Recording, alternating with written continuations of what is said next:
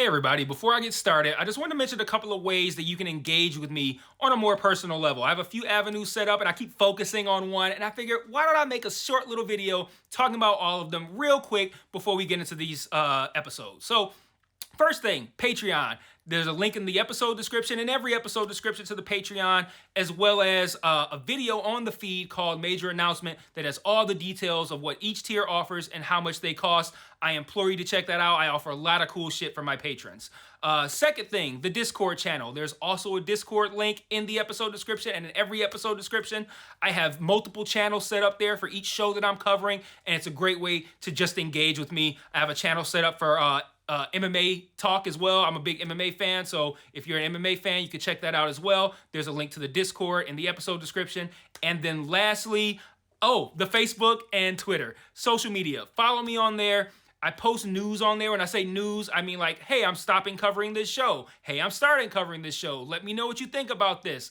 I do live watches of things on Facebook where like I'll check in and say, I'm watching so-and-so show. And then I'll like live comment while I'm watching it. And that'll be cool if maybe you watch that show too and you want to watch along with me, or you're watching it later and you will see my thoughts, which are usually pretty entertaining because I'm usually pretty high when I'm writing them. So check out all those links in each episode description, and let's talk about this episode. Peace. One mic. Yeah. All I need is one mic. Yeah. All I need is one mic. Hey everybody, welcome back to One Mic, and today I'm here with another episode of Mike's Musings for you patrons, Mike's Musings 6. I want to start by apologizing for getting this out later than I promoted myself as getting it out. I know what none of y'all checking for because none of y'all watch them anyway. Just I can see the view, I can see the plays. Like like Mike's Music 5 has like literally one play, and then it has comments on it, so I know who watched it. But yeah, I mean, hey, I'm a man of my word, and I don't like saying I'm going to do something on a certain day and not doing it. But this weekend was a wild one, man. I had a whole thing. I had a party at my house for UFC 291 and the Crawford Spence fight, and just like setting up for that on Friday, and then having the party on Saturday, and everything coming down from it on Sunday and Monday. Like I had a lot of people here. I had a pool thing. Like everything was crazy. So like it was a lot, y'all. But I'm back to it. We got Reservation Dogs coming later this week, tomorrow actually, so lots of good stuff coming. So this week I'm going to be talking about, let's see, Bupkis on Peacock, Love and Death. I Think You Should Leave Season 3, Platonic, and Dear Mama. That's where we're going. So we'll start with Bupkis here. So Bupkis was on Peacock. I think it was, I want to say about 8 episodes. I think they were all put out at once. I don't know, but I started it right away, and then I didn't watch it for like a few weeks. So I can't recall if it came out all at once and I took a break, or if it was being released week to week. I think it came out all at once. But it stars Pete Davidson, Edie Falco, who I think we all know most famously from The Sopranos, and of course, the legend Joe Pesci. I mean, what is there to say about the great Joe Pesci? This show is loosely based on Pete Davidson's life. Joe Pesci plays his grandfather, who is, I think he's got cancer, I believe. Yeah, not a terrible amount of time left, but outstanding in it. So Pete Davidson, like I said, loosely based on his life, he struggles with doing the right thing versus being irresponsible, just like the real Pete Davidson. It's a funny show at times. It's heartfelt at times. It's a really solid show. I'll watch season 2. I believe it was recently renewed. Not recently anymore. It was renewed, I think, shortly after it was over, after it was out. But I just don't think it stood out in any particular way. Like there's so many shows that are doing each of those things better, and collectively both of those things better. Like there's shows that are funnier a lot. There's shows that do better with the heartfelt moments. And then there's shows that do better with both of those things, like Ted Lasso and Shrinking, for instance. So like I say, it wasn't particularly moving, wasn't particularly deep or introspective. They could have stand to go a little bit deeper with of how much it psychoanalyzed Pete. I feel like it wanted to be funnier than it wanted to be kind of like a Pete really kind of like having an honest conversation with himself about the life that he's led and having that conversation via this show, which is kind of what I thought it was going to be. And I don't care if it's not what I thought it was going to be, but I just feel like that might make for a little bit more interesting of a show where I can look at it and be like, it's doing a heartfelt to the same caliber that a Ted Lasso or Shrinking is, because it's willing to go there in a way that it currently, as of season 1, was not. But like I said, it wasn't overly funny, but it was good at both. It just wasn't great at anything. And I think part of why it was a little bit less impactful than it would have been is because that Pete Davidson's personal life is already wildly public.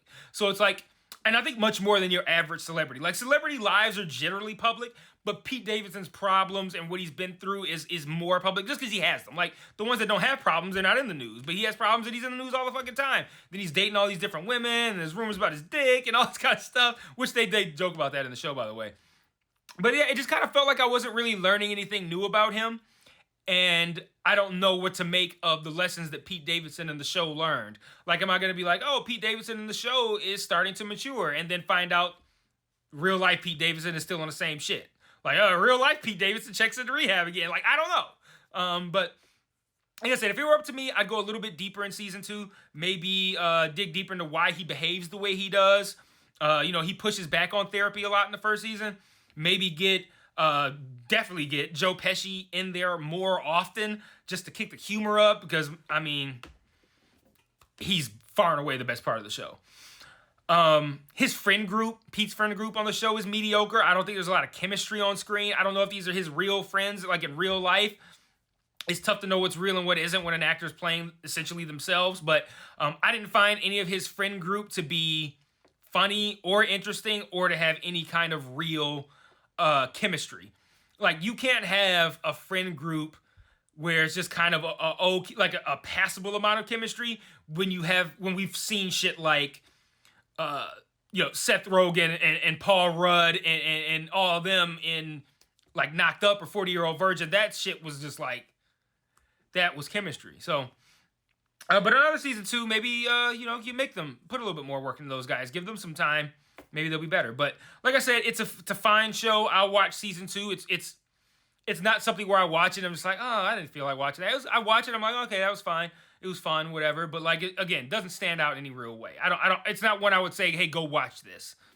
I mean, if you have nothing else to watch and you're like, I'm in the mood for a comedy, yeah, sure, watch it. It's not gonna suck. But if you haven't seen Shrinking, watch that instead. Love and Death. So this is one that I thought I was gonna like a lot more than I did. And that's not to say it was bad. It's kind of like the dramatic version of Bupkis. Like, good in a lot of ways and great in no ways. I think it's actually well, it's great in one way.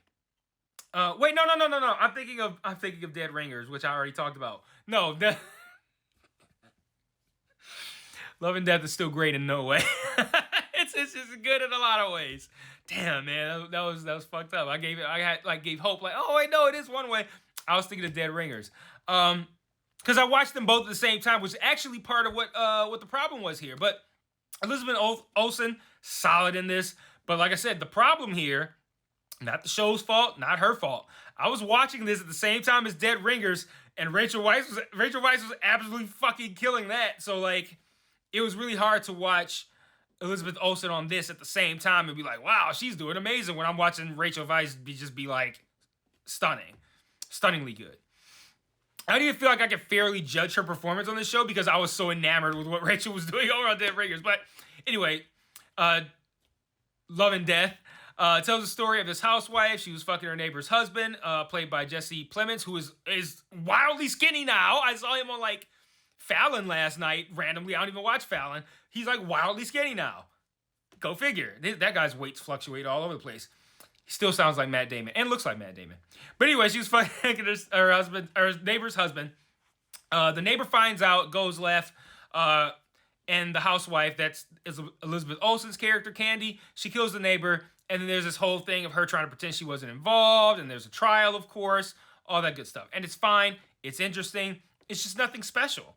And on top of that, we just got Candy last year with Jessica Biel in it. So it's like, if you're gonna put out a second show about the same subject in a short time frame, aren't you going to do something new or different with it? Something that's going to make it feel different? But it just kind of felt like, hey, we already wanted to tell this story. You put it out first. We ain't going to scrap our shit, so fuck it. Like, that's what it was. And again, like, it wasn't bad.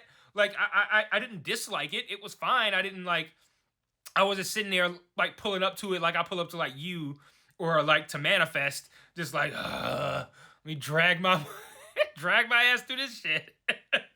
But from where I sit, at least a bad show brings passion out of me. Like, a show merely being fine and leaving me with, like, oh, well, I watched that and nothing more. That might be a worse thing than it being bad. So, I don't know. There's an example. But, like, here's an example of how ineffective this show was. I went and looked up my posts that I make when I'm on Facebook. You know, you guys know who are around all the time. I make posts. You guys are patrons, so you know. The posts that I make on Facebook that I'm watching something, I'll be live commenting and stuff. I looked them up when I'm watching stuff, because it helps me remember when I'm preparing videos, I should say, because it helps me remember when I'm doing the reviews what I might have been thinking at the time, if there's been some time in between when I watched it and when I didn't. My post watching the first 3 episodes of this show is legit pissed, talking about how the first 3 episodes wasted time and gave me narrative blue balls by taking 3 episodes to build up to something that still didn't happen. I don't even remember the first 3 episodes. I'm assuming it was building up to the murder and that the murder hadn't happened, but I don't even remember anymore. That's just how wholly and wildly ineffective this show was. They did jack shit through 3 episodes that pissed me off, and now I don't even remember it anymore. Like, that's, I don't know. Yeah, there's not much worse you could say than that. I mean, though there is. I mean, it could be actively bad. It didn't leave a mark. A good mark or a bad mark, it didn't leave one. It left a mark of apathy. I don't think that's what you want to leave. Moving on, I think you should leave season 3. So I only recently discovered this show. I'd heard of it, but it just takes a lot to get me to watch a comedy, let alone a sketch comedy from a guy I don't know. But I watched a few episodes of Detroiters on a friend's recommendation, which stars Tim Robinson and also Sam Richardson, who we now know, well, we know from a bazillion things. And like I said, I got the recommendation from a friend who, that friend also, I think, is a pretty good judge of comedy. So I figured I'd check it out. So all 3 seasons are solid. Seasons 1 and 3 are really good. Like, and like most sketch shows, you're gonna have some hit or miss ones. Everyone's not gonna be perfect, but season 1 and season 3 are solid. Season 3 is this great. I got the names of sketches on here. The Darmine Doggy Door sketch. Like, when I say these, put them in YouTube. You can watch them if you don't want to watch the show. Summer Lovin', that was a good one. A Drive Through, that's a classic. Designated Driver, that's a good one. So these are all ones you can look up with the actual sketch names. Season 1 had the Brook Brothers sketch. That was a good one. The Day That Robert Palin's Murdered Me was a great one. But season 2 got the sketches, y'all. Corn Cob TV, Grambo's Lorelei Lounge, HD Vac Part 1 and 2, with Part 2 having one of my favorite moments of the whole series. And of course, the Qualstar Trial sketch, which is my favorite sketch of the whole series. It's a sketch about a court trial where someone is reading text messages as part of evidence in the trial. Of someone, a lawyer, is reading these text messages as part of evidence in a trial, but the text messages get outside of the purpose of the trial, but the person keeps reading them, and the text messages are super personal, and it gets into something really funny. So, but it's a unique brand of humor, to be sure. If you watch a bit and you don't like it, it's probably not going to be a show that's for you. Like, even if you watch a sketch and you're just like, oh, wasn't that funny, but I could see myself liking this. But if you watch it, you're just like, I don't like this brand of sketch comedy, you're probably not going to watch. You're probably not going to like it. But it is a quick watch. Each episode is only about 15 minutes, 16 minutes, I should say. 3 seasons, they're only 6 episodes apiece. So, like, you're not 3-4 minutes a sketch. You get, we'll round it up to 5. Well, we're not round it up to 5. We'll say you get 4 or 5 sketches an episode, and then you get 6 episodes in a season. Not a long time. So, give or take, you're looking at about 4.5 hours to get through the whole thing, or slightly longer than the runtime of Oppenheimer. But it's very, very watchable if you're interested. Now, I enjoyed it. I thought it was fun, so check it out. And at worst, check out the sketches that I named. And if you like those, then maybe you'll go and watch the whole thing. And then if you don't, you'll be like, I don't know what the fuck Spike's talking about. He sucks at comedy, and I'm never going to listen to him when he talks about comedy again. And that's fair. Moving on. Platonic. This was a new show on Apple TV starring Seth Rogen and Rose Byrne. This was created by Nicholas Stoller.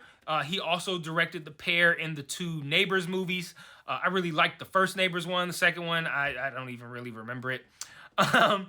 This is another show that kind of falls into that vein of comedy that Apple is doing right now, where they put a lot of focus on the characters and the relationships. And it's funny, but they do it more than most comedies do. It's the same thing with Shrinking. It's funny, but there's a lot of emphasis on the characters and these relationships. But because of this, Apple found colossal success with Ted Lasso, and it looks like they're going to find it again with Shrinking, which, if I'm being honest, is just a significantly better version of this show, of Platonic. But to be clear, 2 different concepts. So Platonic is about 2 friends who grew apart, and once one of them gets divorced, they kind of rekindle their friendship.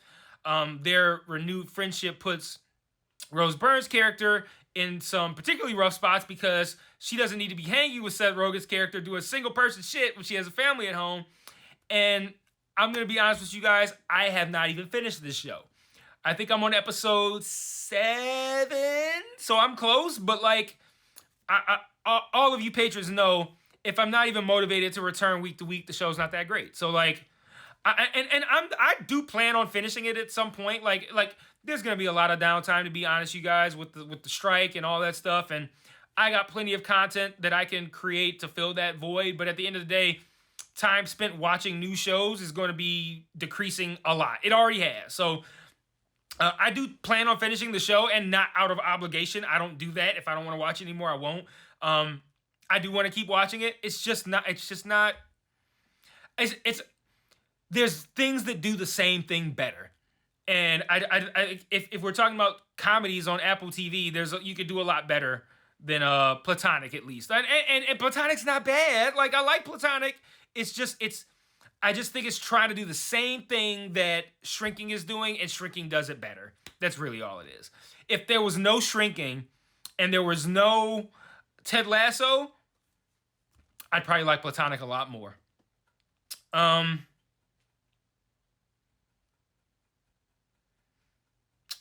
Yeah, so I will close out talking about Dear Mama. This was a documentary series. I didn't say what everything was on, did I? Platonic's on Apple. I Think You Should Leave's on Netflix. Love and Death's on Max. It was a Max original. No, it came on. No, it was on HBO. It came on HBO. And then Bupkis is on Peacock. So Dear Mama, that's on Hulu. It's a documentary series about Tupac and his mother, Afeni Shakur. I don't have a lot to say on this one, but I found it interesting despite knowing a fairly unhealthy amount about Tupac's life to this point. But I grew up on the guy. He died in 96, so I would have been 14. That's crazy. It's been it's going to be 30 years since he died, but I remember it intimately. I was a huge fan of him. There was conspiracy theories that he was still alive somewhere for many, many, many, many decades.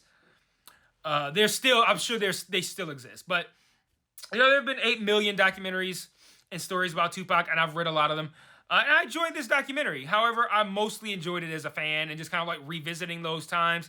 You don't learn a ton more about Tupac if you've already watched a lot of stuff. But you do learn a lot about Afeni, and there's not a ton about Afeni out there. You learn a lot about her past with the Black Panther Party, the men that she dated, how they came to, how one of them came to help conceive Tupac, what these people were like as father figures in his life, what it was like for her being in prison and away from him for a time period, how that shaped Tupac. So you get to see a lot of behind the scenes moments with him and his mother. All that stuff I personally hadn't seen before, and I liked the added context that I got learning about his mother's personal life, because you hear everything's always been about him. It's his mother was a Black Panther, she was in prison, and that's pretty much all you get. But this, you get a lot more about her in here, and I think it helps you understand who he was a lot more. And then if you're still somebody who doesn't know him that well and you only really know his music, it's always great to watch interviews with him. You will be astounded at how whip smart and how accurate his assessment of the world is at that age. You have to remember, this guy was like 26 or some shit when he was killed. So like, there's like an interview with him when he's like in high school, and you're just like, this kid's brilliant. So like, if you're somebody who only thinks of him as like two of America's Most Wanted, like, watch this documentary and gain respect for the mind this guy had. Like, I still to this day believe it is a huge loss to lose him. He could have been that guy that could have moved black people in the same way that a Malcolm X did or that a Martin Luther King did. And I'm not saying Tupac is, don't do that. I'm saying he could have been that. He could have had a similar impact, the impact for this era, for the 90s. What Malcolm and Martin were doing in the 60s is what they were doing in the 50s and the 60s, whatever. Like, that's different. He could have been the 90s, like, person that reaches people like that. But like I said, we lost him. But, you know, if you're a Pac fan, I think you'll like it, obviously, because like I said, you'll get to learn a little bit more. And if not, you may become one. But like I said, September 2026, it will have been 30 years since he died. I still continue to find the guy to be wildly interesting. So definitely check this out if you are, not even if you're unfamiliar with Tupac. You can be fairly familiar, and I still think you're going to gain a lot just from what you're going to learn about his mother and the impact that she had on him, and how, not just who she was, but how her actions created the guy that he became. I think that alone is enough for you guys to watch it. And if you're somebody who doesn't know anything about him at all, or very little, as like only like through his music, like, oh, he curses a lot and he says the N-word. Like, if that's the extent of your Tupac knowledge, you need to watch this so you can learn. Chances are, I was gonna say something really mean, but he was special. He was special. Trust me. So check that out. I will see you guys. I don't know where I'm going to do Mike's Musings 7. This is going to be a pretty packed week. I'll give you guys a heads up of what's coming this week. The one, maybe two of you who will watch this, if you watch it in a timely manner, you can get a preview of what's going on, be coming this week. I still have to do a foundation video for episode 3. I'm going to get that up prior to episode 4 dropping on Friday. We got New Justified that is airing tonight. I will have a video for that tomorrow, Wednesday, August 2nd. Reservation Dogs comes out tomorrow, Wednesday, August 2nd. That's a big one for me. So that's going to be I'll have that out right away Wednesday as well. Thursday, I'll probably get that foundation video out. Friday, I'll get the video for the new episode. And then I still got to figure out, I got to get it between Hijack, Secret Invasion, and Righteous Gemstones. I'm trying to decide if I want to do, which ones I want to do full videos for, if any, and which ones I want to do is like Mike's Musings, where I talk about them for 5 minutes. Or if I want to do that with any of them. So that's kind of where I'm at right now. I haven't really decided on that, but that's what's coming this week. And then we got season 2 of Winning Time comes out on Sunday, and there's something else. There's something on the 2nd was Reservation Dogs. I think there's something on the 6th, and then the 9th, which is when, or the 8th, which is when Winning Time comes out. Whatever the 3rd thing is, I plan on covering that too. So that's all I got. I will see you guys whenever I get the next Mike's Musings out. I would say it's probably won't be this week. I'd say look for that next week. Let me pull up real quick, see what I had planned for those. Fubar. I have Platonic written here, but that must be when I moved out. Black Mirror.